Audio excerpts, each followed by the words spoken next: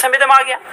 तो मैं सरकार से ये पूछना चाह रहा हूँ, मेरे को पेट में दर्द इसलिए नहीं कि वो भी हमारे लोग हैं, जो पक्के नियमित हो रहे हैं वो भी हमारे भाई बंद हैं, उनका भी मैं तहे दिल से स्वागत करता हूँ कि चलो उनकी कहीं ना कहीं सरकार ने सुध लिए। और मैं सरकार से गुजारिश करना चाह रहा हूँ कि 2003 में विभागीय संविदा पूर्ण रूप से बंद हो चुकी थी और 2011 में एक नियमावली बनी थी 10 साल वाली। तो मैं ये पूछना चाह रहा हूं कि आप किन लोगों को पक्का करना चाह रहे हैं, क्योंकि जो 2003 में संविदा पे लगे होंगे वो तो ऑलरेडी 2011 में विभागीय संविदा जो लगे होंगे वो नियमित हो चुके होंगे। तो सरकार किनको एक पहली बात, सरकार किनको इस नियमावली में ला रही है। दूसरी बात, जब उसी माननीय हाई कोर्ट ने 2018 में उपनल के पक्ष में एक आदेश जारी किया था कि एक नियमावली बनाया जाए उपनल के लिए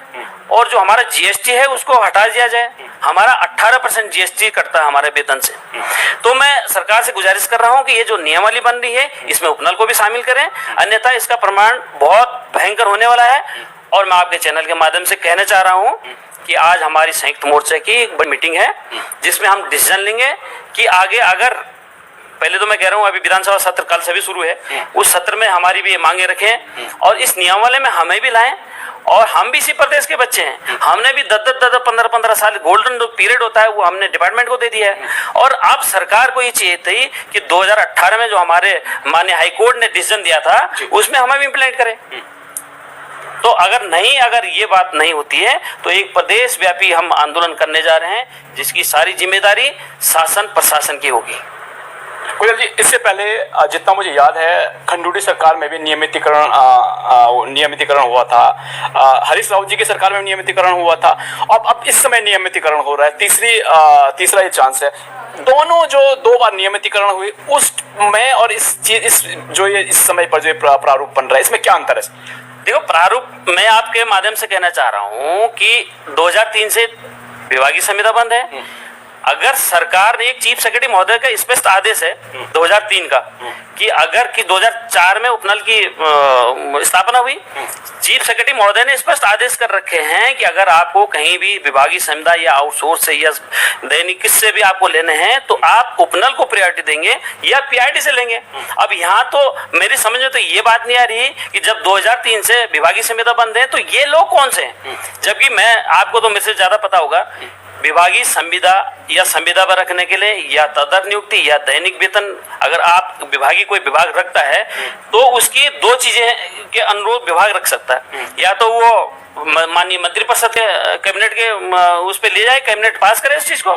या फिर माननीय मुख्यमंत्री जी को पावर है कि वो विचलन के माध्यम से माननीय मुख्यमंत्री जी इसको पास करें। तो अभी तक तो एक प्रकरण भी नहीं आया मेरे समझ में कि ये 2011 के बाद न ये कोई प्रकरण आया कि विचलन के माध्यम से हुआ, न माननीय मंत्रिपरिषद के डिसीजन से हुआ। तो मैं अभी सरकार से पूछना चाहता हूँ कि आखिर आप ये जो 10 साल वाली नियमावली में ले रहे हैं किन कर्मचारियों को ले रहे हैं आप, उसका भी एक कागज तैयार होना चाहिए भाई, संविदा है या विचलन के माध्यम से कब लगे हैं या फिर मंत्रिपरिषद का कब से डिपार्टमेंट ने वो डिसीजन लिया है। ये सारी चीजें लेकर के हम आक्रोश में इसलिए हैं कि हमें भी डिपार्टमेंट में 15 कोई तो हमारे यहाँ कर्मचारी 20-20 साल हो गए और वो निरंतर सेवाएं दे रहे हैं, कोई 55 साल से ऊपर हो गया। अब हमने जो अपना गोल्डन पीरियड था जिसमें मेरे को तैयारी करनी चाहिए थी उसमें तो सरकार ने मेरे को हिला हुई कर, आज राज्य सरकार कहती कि तुम 11 महीने के मेहमान हो, मतलब 11 महीने के हमारे कर्मचारी हो। मैं सरकार से पूछना चाह रहा हूं कि जब आपने 11 महीने का कर्मचारी तो मेरे 15-16 साल क्यों लिया आपने? आपको 16 साल ले देना मेरे। अब आप उस नियमावली में, सरकार को कहता हूं कि सर अभी कुछ नहीं हुआ, आप उस नियमावली में उपनल को भी शामिल करें। अच्छा, क्या लग रहा है सर आपको उपनल कर्मचारी को, जब पहले उपनल कर्मचारी इस नियमावली में थे अब उपनल कर्मचारी को इस नियमावली में न रखना, क्या बड़ा कारण लगता है आपको? बहुत बड़ा कारण है भाई साहब। ये उपनल कर्मचारी देखो, हम माननीय हाईकोर्ट से जीत कर रहे हैं, मैं दोबारा रिपीट कर रहा हूँ भाई, माननीय हाईकोर्ट का आदेश जब हुआ था हमारे उपनल कर्मचारी के, तब तो तत्कालीन सरकार एसएलपी लेके माननीय सुप्रीम कोर्ट चलेगी और एक हेयरिंग पे आज गवर्नमेंट जो है 25-25 से 30-30 लाख रुपए एक हेयरिंग पे माननीय हाईकोर्ट के वकीलों को देगी। जबकि आप विदित हैं कि हमारे कई डिपार्टमेंट में, मैं आयुर्वेदिक विश्वविद्यालय की बात करूं, वहां साल भर से धरना प्रदर्शन चल रहा हमारा,